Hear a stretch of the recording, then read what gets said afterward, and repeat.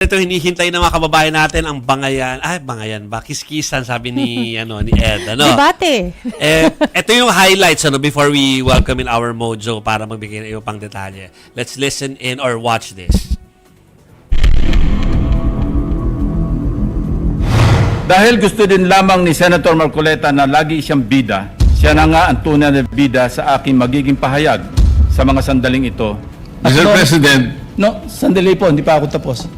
siya pala'y masyadong special dito. Ngayon ko lang po na nakita ang ganitong special treatment. Pero enough is enough. Patuloy po kayo sa pag-atake sa akin.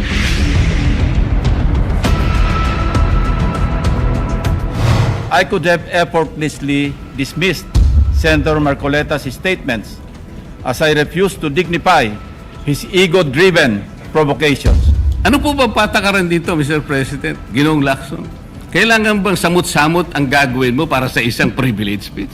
Patapusin niyo muna ako para may paliwanag ko kung bakit hindi man lang ako sumagot sa inyo. What I despise is Senator Marcoleta's audacity to lie. I must shut the whole political circus down. Firmly, completely, and without ambiguity.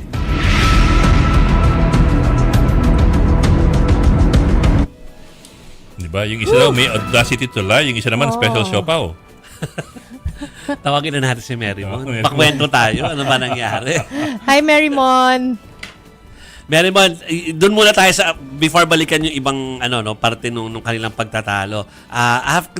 Nung natapos na dahil nag other business na sila, kamusta naman ang demeanor ng dalawang senador na nagkakiskisan? Actually, Jovi, Chiki Bok, nung nagkakainitan na kasi ito sina Senator Dante Marcoleta, pati si Senate President Pro Tempore Ping Lacson, nagkaroon ng interjection itong si Senate President Tito Soto at nag-call muna for a recess. So mga ilang minuto din yun. And then, nung natapos yung naging break, walang tao noon sa session floor. Nakita lang natin na nakaupo nung ilang minuto later on was si Senator Erwin Tulfo. And then, nung pagbabalik na ng mga senador, itong si Minority Leader, Senator Alan Peter Cayetano, nagsalita siya na ayaw niya naman daw questionin itong dalawang senador, pero parang ang issue lang naman daw dito na nakikita at tais i-resolba is yung question daw on corruption, yung epekto daw nito sa ekonomiya, ano raw ang bahagi sa sistema ng gobyerno ang maaaring i-address pa. Kaya sinabi niya, panawagan niya raw sa Department of Finance or Committee on Finance or other committees sa Senado, even yung mga ahensya na tagged or may kinalaman nga or may responsibility sa issue ng mga anomalyang flood control projects, sana aksyonan daw ito. Diyan, nagkaroon na lang din ng motion na i-refer after ng closing remarks si Senator Marcoleta, na i-refer itong naging komento niya, yung privilege speech ni Senator Ping sa Committee on Rules for further direction. Medyo naging mainit kasi yung palitan nitong dalawang senador pagkatapos mag-privilege speech ni Senator Ping. Ano yung sabihin for further direction? Actually, Book, yan yung aabangan natin kasi para na rin siya naging referral na to the committee. So, kung magkakaroon pa ng other process related doon sa privilege speech ni Senator Ping plus yung naging reaction from or interpellation from Senator Marcoleta, yun yung titingnan natin sa mga susunod na linggo. Pero nung nagsimula rin kasi mag-privilege speech si Senator Ping hanggang sa mag-closing statement itong si Senator Marcoleta, medyo mabigat yung aura sa paligid ng session hall and the duration of time na nag-speech itong si Sen Ping, si Senator Amy nakita natin, lumapit kay Senator Marcoleta, yung mga ibang senador, sobrang tahimik. Sa normal na araw kasi, minsan nakikita natin ilang mga senador naglalakad, umiinom na tubig, tumatayo saglit, nakikipag-usap sa ilang mga guest nila, pero kanina, well-seated karamihan sa mga senador at mukhang maintim na nakikinig. Ako tingin ko after covering yung dalawang branches na inassign ako ni Ed, siya yung aming... Ba't ako parang sisisi mo? Isa sa natutunan ko dyan, kapag ka nagkakainitan, tas alam mo na wala namang patutunguhan, refer to something na. At gano'n na yun, para lumamig na lang ang sitwasyon. For further direction. That's it. Para move on na tayo, parang gano'n. So, Okay. Parang naglabas na kayo ng sama ng loob nyo, okay na tayo doon. Okay na tayo, parang gano'n. Quits na quits, gano'n. Yes. Tama ba, Marymon? Parang gano'n na. Quits na tayo. Nakascore na ako, gano'n. Tama mo, kasi parang ang sabi ni Senator Ping, sasagutin niya na daw once and for all lahat ng sinabi ni Senator Marcoleta sa ang mga pinlayback pa nga kanina during the privilege speech, mga videos ng ilang interviews si Senator yeah. Marcoleta, yung remarks niya on the Kalayaan Island Group. Nag-replay din ng ilang pagdinig ng Blue Ribbon Committee kung saan pinresenta nga ni Senator Marcoleta itong si former Marine na si Orly Gutesa, Yes. na sabi ni Senping, tinanggap pa rin nila itong sworn affidavit ni Orly Gutesa. Yun nga lang, up until ngayon, hindi pa rin daw alam kung nasaan itong si Gutesa. Even yung kinwestiyon niya, yung affiliations again ni Senator Marcoleta sa mag-asawang kontratistang si Sara at Curly Discaya dito kay Gutesa. And even yung partial Blue Ribbon Committee report na kinwestiyon kasi ni Senator Marcoleta bakit wala raw pirma ito ni Senator Ping. Ang sabi kasi ni Sen Ping, ang pinadala niya is a virtual or digital copy ng partial Blue Ribbon Committee report para mapag-aralan, mabusisi ng mga senador.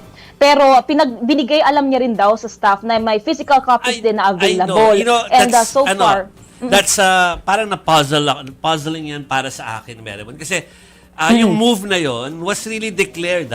Maski media alam natin na hindi yun yung copy na pipirmahan. Pinapakita pa lang talaga sa mga senador at inanunsyo yun. Kaya isa pa lang pumipirma, di ba? Si Bam Aquino pa lang ang pumipirma talaga.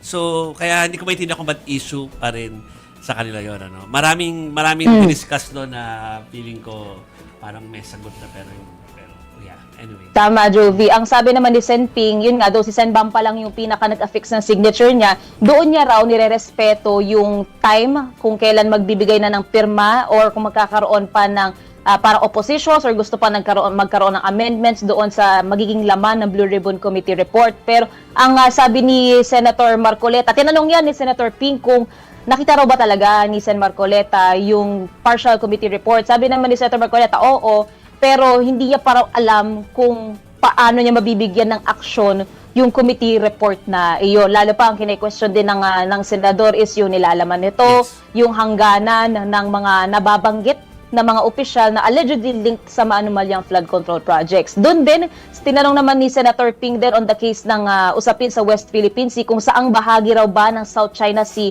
namamalagi itong si Senator Marcoleta. Kasi ilang mga komento niya ay either synonymous or pareho daw ito sa Chinese narratives. Kasi medyo ano yan vicious hindi tama ba term ko pero medyo Bitaw mo na eh. maanghang yung part na yan kasi side by side kung ano yung narrative ni China at saka narrative ni Marcoleta. Senator Marcoleta doon sa screen pero ito last na lang before tayo mabusan ng oras, Ed, yung tungkol doon sa supposedly nag-iimbita si Senator Marcoleta na meron siyang may hearing with the NAMRIA and all the other parties involved na agencies so parang hindi ko nakuha yung sagot. Matutuloy ba to o hindi? Kasi sinasabi ni nung chair ng committee nag-no na daw lahat ng inimbitahan. So bakit pa tuloy? Jovi, ang nasabi ni Senator Erwin Tulfo tungkol dyan, hindi makakapunta for national security reasons. Pero ang nasabi dito ni Senator Marcoleta, actually iniimbitahan niya nga si Senator Ping na mag-participate daw doon sa debate, sa discussion. March 12 ang nabigay ang schedule. Pero nung nasabi ni Senator Tulfo na hindi nga magpupush itong mga agency for security reasons, para sinasabi ni Senator Ping, parang may pinipilit pa rin daw yung hindi naman na dapat ni Senator Marcoleta patungkol nga sa diskusyon sa West Philippine Sea. Sorry, sinesenya na kami. Thank you, Merrimon, sa update mo. Abangan nyo na lang si Merrimon sa ibang mga programa. Thank you, Merrimon.